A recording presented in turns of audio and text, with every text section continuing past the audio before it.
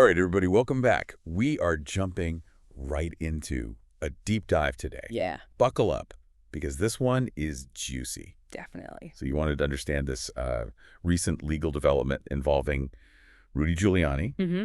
and those two Georgia election workers, Yeah. right? Yep. We've got this fascinating little snippet for you guys, just one piece, but Yeah. the implications could be huge. They could be.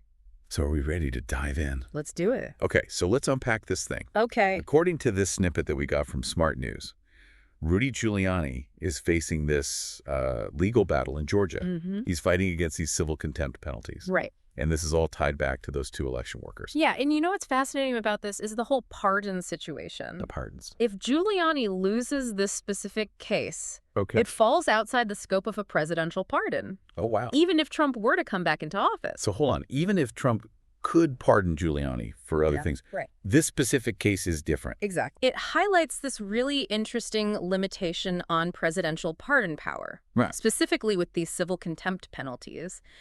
And it raises some interesting questions. Yeah. But the scope and the boundaries of those presidential pardons. Wow. That's a detail I bet most people would just gloss right over. Yeah, It really makes you think about the consequences for Giuliani in this particular situation. absolutely. And, you know, it invites us to think about the bigger picture, too. Okay. Like the implications for legal strategy and political maneuvering going forward. Okay, so what does this all mean for us watching at home?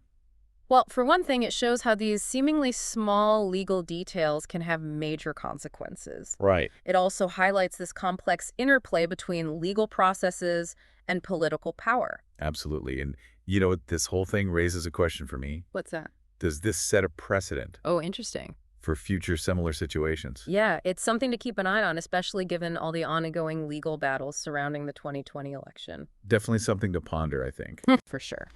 Thanks for joining us on this deep dive. Of course. We'll see you next time. See ya!